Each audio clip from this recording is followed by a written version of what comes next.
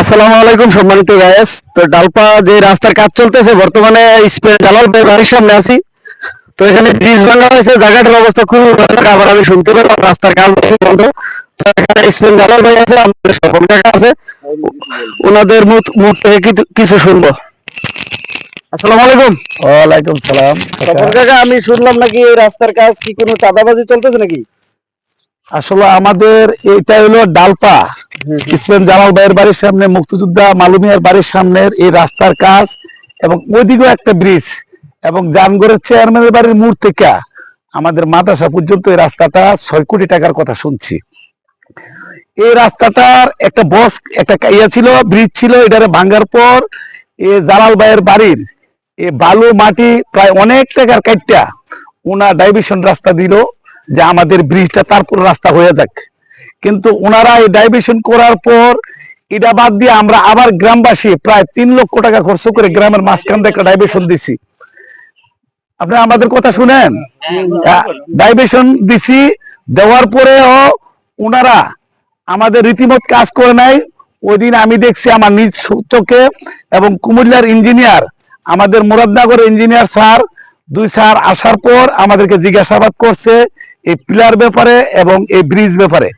দেখা গেল আমি স্যারদের সাথে অনেক আলোচনা করছি, স্যার আমাদের গ্রামে একটা ঈদগাহ, আমরা ঈদগাতে প্রায় 10 থেকে 12,000 লোক একসাথে নামাজ পড়ি। আমরা যারা অসুস্থ মানুষ, আমরা গাড়ি দিয়ে রাস্তা আছে যাওয়ার, কিন্তু দেখা গেল যে রমজানের ঈদও আমাদের কষ্ট হয়েছে, বর্গি ঈদ মানুষ নামাজই পড়তে পারবে না। এবং এই খালের পানি সারা গ্রামের পানি নামে খালে, কিন্তু এই বক্সটা বান্ধার পর দুনো পাশে বান্ধা, কিন্তু পানি আটক হইয়া দেখা গেল যে অনেকের রাস্তাঘাট, বাড়ির নামা এবং খাল বিল অনেক বড় হয়ে গেছে, পানি নামার কোনো ব্যবস্থা নাই। এবং এই পানি নিষ্কাশনের জন্য আমি কন্ট্রাক্টরকে অনেকবার ফোন করে বলছি যে আপনারা তলে একটা পাইপ দিয়ে বেকু দিয়ে কাটতে আমাদেরকে পানি চলাচলের ব্যবস্থাটা করে দেন, কিন্তু ওনারা বলে আসবো করবো করে আসে। এখানে যদি একটা বাচ্চা পড়ে এটার দায়ভারটা কে নিবে? এটা শুধু বাচ্চা না, এখানে অনেক মানুষ, গাড়িও অনেক সময় যে আগে যে রাস্তাতে আসছে মনের বলে অনেক সময় দেখা গেছে নবীনগরের হায়দ্রাবাদের গাড়ি এদিক দিয়ে আইসা অনেক গাড়ি এই জায়গার মাঝে ক্ষতিগ্রস্ত হয়েছে, এবং আমরা গ্রামবাসী তুল্লা মুল্লা দিছি। আর যদি একটা বাচ্চা কাচ্চা মরে, এবং এই দায়িত্ব কে নিবে? গ্রামবাসী তো সকলে অসহায় হয়ে দাঁড়াইছি, কারণ যারা কন্ট্রাক্টর তারা বড় লোক, তারা কোটিপতি মানুষ, কারণ আমাদের কথা তারা আসলে কানে দিয়ে শুনে না, এবং সরকারের কাছ থেকে তারা কোনো টেন্ডার আনতে পারে। আসলে কি এমনি কোনো সাদা হয়েছে না, আমাদের এই গ্রামে যারা সাদা পানি খায় আমরা তাদেরকে শরবত খাওয়ানোর চেষ্টা করি। আমাদের গ্রামে যদি কেউ বলতে পারে যে কাউকে একটা সিগারেট বা একটা চাও খাওয়া, তারও কোটির বিচার হবে। আমরা যারা কন্ট্রাক্টর তারা আমাদের মেহমান, কারণ আমাদের দেশে আমাদের উপকারের জন্য সরকার কাজ দিছে। এই কাজ করতে গিয়ে যারা কেউ চাঁদাবাজি করবে এমন সাহসের মানুষের সাহস নাই।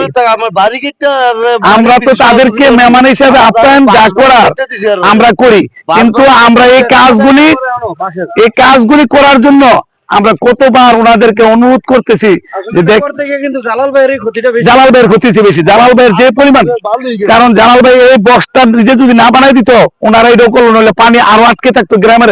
কিন্তু এটা দিয়েও পানি আসে, পুরো বাজার নেই, পুরো রোডের পানি আসে, বাড়ি ঘর যা আছে বাজারের। কিন্তু জালাল ভাইয়ের যে ক্ষতি হয়েছে, অন্য সাধারণ মানুষ এই ক্ষতিটা হইলে মাইনে নেওয়ার মতো না, কারণ অনেকের অবস্থায় তো ছিল না। কিন্তু জালাল ভাই নিজের আর্থিকের কারণে এটা কাটায় নিচ্ছে, তারপরও মানুষের উপকার হোক এই স্বার্থে ওনা কিছুই বলে নাই। আচ্ছা, আসসালামু আলাইকুম সম্মানিত দর্শক এবং অতিথিবৃন্দ, যারা ভিডিওটা দেখবেন সকলের কাছে বিনীত আহ্বান থাকবে ভিডিওটা একটু শেয়ার করে দিবেন, কারণ এটা হলো গ্রামের সামাজিক উন্নয়নমূলক কাজ। এই কাজটার জন্য আমার স্বপন কাকা অত্যন্ত পরিশ্রম করছেন, এবং যারা কন্ট্রাক্টর আছেন আপনাদের কাছে সবিনয় বিনীত আহ্বান থাকবে, গ্রামের এই ক্লান্তি লগ্নে আপনারা এই রাস্তাঘাট ভেঙে বা ব্রিজ কালভার্ট ভেঙে যে অবস্থায় রেখে চলে গেছেন, এটা কোনো মানবতার মধ্যে পড়ে না। আপনাদের ভিতরে যদি মানে মায়া মমতা থেকে থাকে, তাহলে এই জিনিসগুলো একটু সমাধান করার দ্রুত চেষ্টা করবেন। ধন্যবাদ। আসসালামু আলাইকুম।